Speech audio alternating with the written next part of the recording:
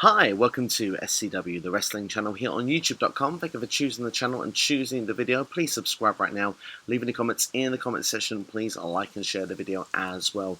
Taking your questions today for episode 8 of Ask SCW of Twitter.com and as well from Instagram as well. On Twitter you can follow me at SCW Wrestling Channel and as well at SCW_Steve. On Instagram you can follow me at SCW The Wrestling Channel.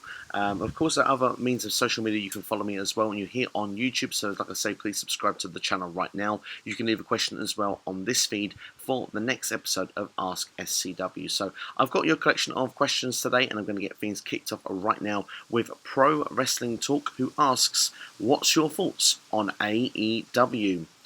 Well, AEW has picked up a lot of steam over the last 12 months, and of course, their weekly television program is set to debut on October 2nd on TNT. I'm a fan of AEW so far. I must admit, I've been a casual fan more than a die-hard fan. I've been someone that's checked out the major pay-per-view events. I've not really been watching Being the Elite the whole way through, but I have tried to keep up on Twitter with storyline developments as and how they are developing. But yeah, I've been a fan of the product. I must admit, I didn't know the entire roster when first seeing them, but with more shows that I watch, I get more familiar with those stars as well that I wasn't familiar with before. And yeah, I'm enjoying the product on the whole. I think that AEW is putting on some great television. They're putting on some great matches. I'm interested to see how they're going to continue with storylines as they go on a week-to-week basis. I think that would be very intriguing to see. And I hope that they'll keep the momentum. My only sort of feeling so far with AEW, with the events I've seen so far, and I think that it's something that if this was WWE would be criticised a lot more. I do think that their pay-per-views are slightly too long, but that's only just my personal opinion. I think that they could always be 1 or 2 matches lighter than what they are. I think that normally there's like maybe a stinker match somewhere in the middle. Normally a lot of the big matches deliver, but normally somewhere in the mid card. I mean, take the All Out for example. The Dark Order match didn't need to be in there from my personal point of view. Maybe that could have been thrown in on the buy-in, maybe, and maybe they could have had, one of the second match with the tag team match there with Angelico and Jack Evans. Maybe that match could have been slightly shorter. They could have thrown the other tag match in there, and then they could have just carried on with the whole event as normal. I just feel that WWE events, when they're 4 hours long and the kickoff, they usually get criticised. It's too long. Oh, it's too much to sit through.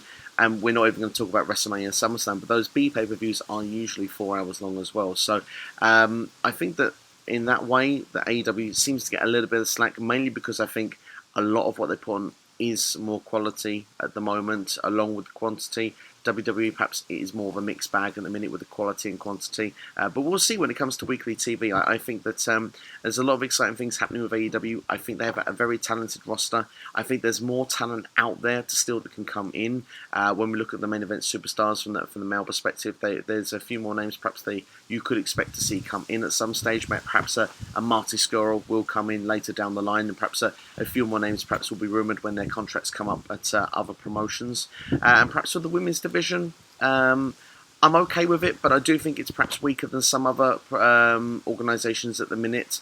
I do think there's other women that could perhaps strengthen AEW in time, but of course timing is everything, and I think they have a good base with what they've got right now. I think it will only get stronger and it will only get better.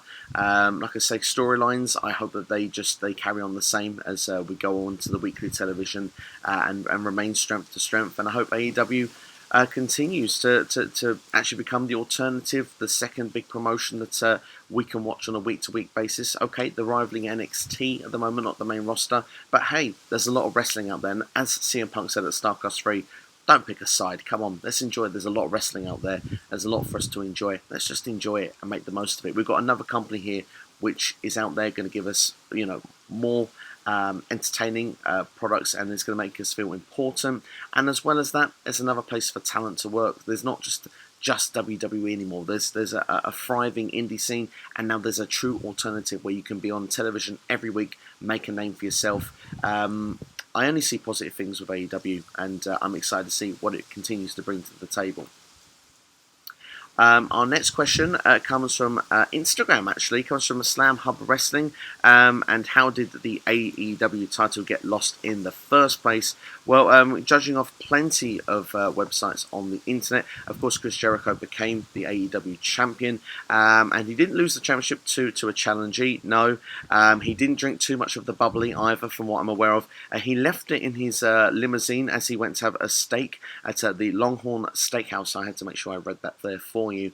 Apparently the title got lost there from that point, and apparently it was claimed that a police report was made missing for the belt, and from there on, that's how the belt got lost. And of course, within 24 hours, the belt was found apparently in the streets, and it was back in the possession of Chris Jericho. So we go to our next question, which comes from Get Cho Wrestling Podcast. And do you believe the guy's story about how he found the AEW belt in the middle of the street? I'm going to be honest. No, I don't. I don't actually know if I believe any of this, to be honest. I don't know. It could be just the wrestling fan in me, but I mean, we mentioned the AEW and storylines. I remember AEW saying they had storylines set for a long time, and for about a year. And I don't know. It's just people have been talking. It's been the most spoken thing over the last week, really. It's been the week of Jericho. Everything has been related with Chris Jericho, whether it's a little bit of the bubbly, whether it's whether it's the AEW Championship. Everything has been step by step, and it's got the whole wrestling world talking, even to the point where you've got your WWE diehards going, that would never happen if it was in WWE. I'm not sure if it really happened. I mean, there's not enough evidence for me to turn around and say, well, I've seen enough to say that wasn't a storyline. It could very well have been true.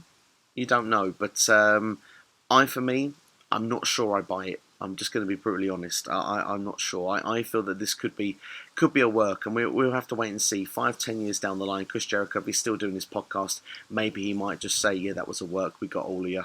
We'll have to wait and see. But I'm not sure I believe it. I'm going to be honest.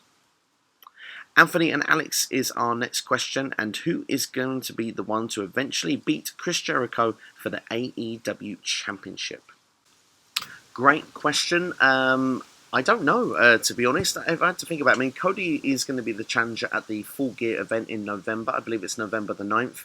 I did believe I see, actually, that AEW Championship as well was going to be defended on television a couple of weeks into the TV debut as well. I believe on October 16th. But I personally believe Cody is not going to be the guy, even though he'll be on the next pay-per-view.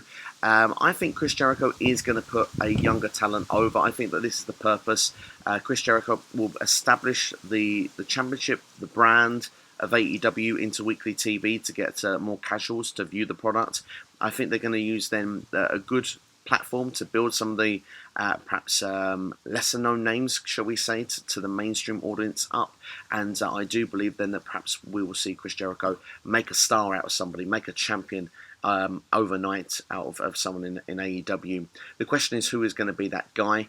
I still believe Hangman Page will be an AEW champion within the first 12 months of the company. I suppose Kenny Omega could be a realistic possibility as well, but we'll have to wait and see within AEW. But they seem to be, for me, the two biggest baby faces at the moment within the company. So unless they push another single star high and put the rocket to the moon, and eventually they beat Chris Jericho, I would personally say I believe it would be one of those two guys. Next question, I'm going to move on to WWE now. It comes from James Steele. With Bayley now turning full heel after her recent actions, do you think there are too many heels in the women's division? If so, which heels would you like to see turn face?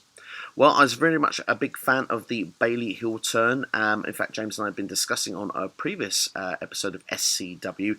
We do like to do our podcast or our face-to-face chats from time to time, having guests on here. And we said we'd love to see Bayley turn heel.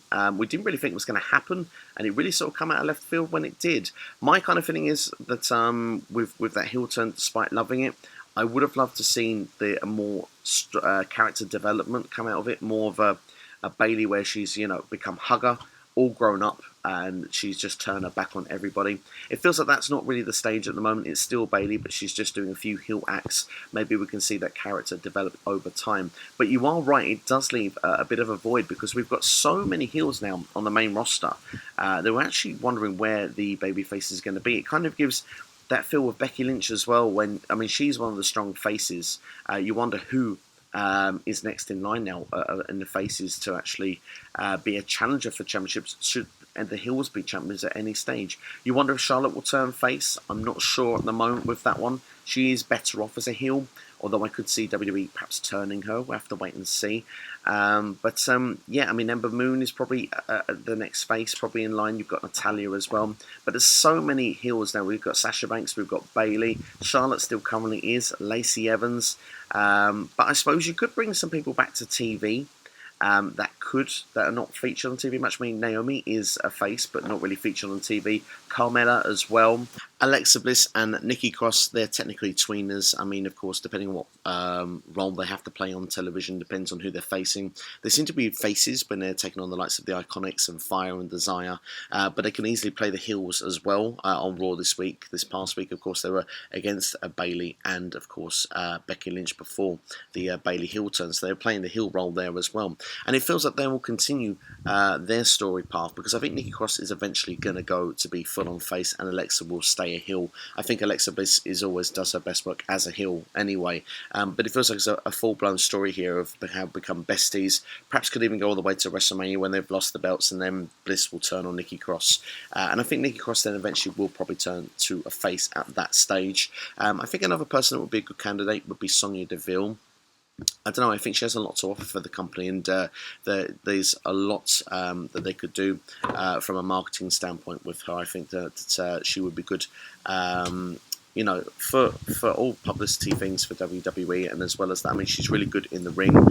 There's not really a lot of heat on her as a heel. I feel there's not really that sort of heel character within Sonya, so I think she could have a good shout of being pushed as a really good babyface under the right circumstances, and perhaps even the right storyline as well. So they would be two candidates that I would be pretty much a fan of seeing should that happen at any time in the future on the main roster in WWE. But yeah, at the moment, like I say, the faces is probably a bit more thin at the moment, but I'm sure that they'll always can change one or two, and I think that they are two strong candidates that they could do that with, or perhaps they could bring a couple of names, like I said, Naomi and Carmella. They could come back to TV. The next question is going to come from Josh Marriott.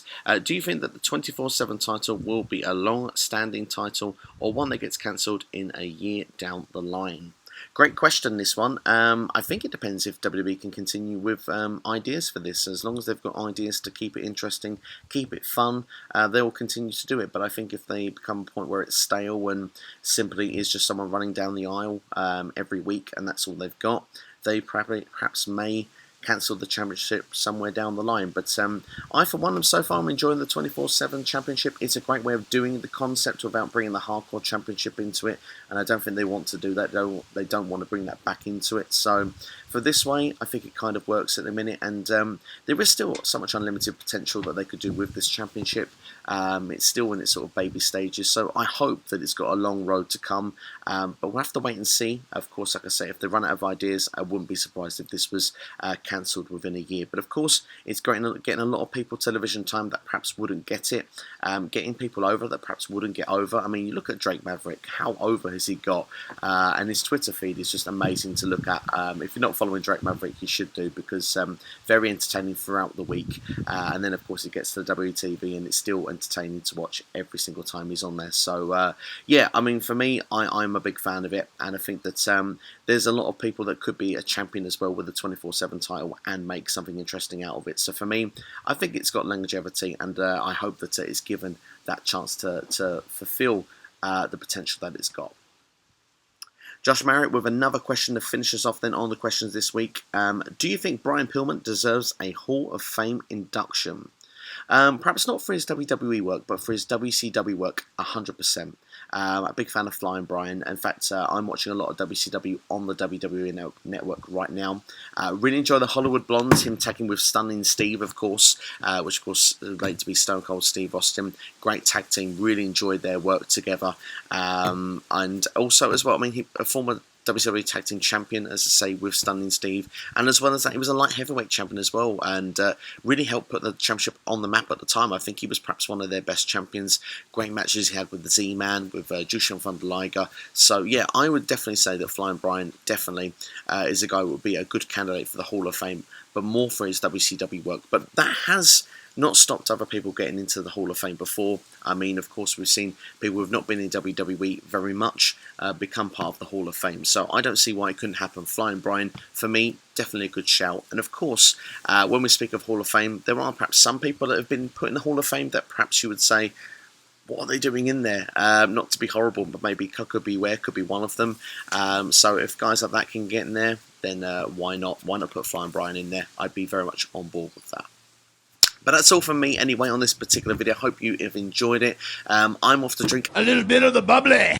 Please like, share, and subscribe. If you've got a question, then you can ask it for me on Twitter. Just go to SCW Wrestling Channel or at SCW_Steve. You can find me. Give me a follow, ask me a question, use the hashtag AskSCW. I know to answer it on the next time you see me here on YouTube. As well as that, like I say, please like, share, and subscribe to the channel here on YouTube.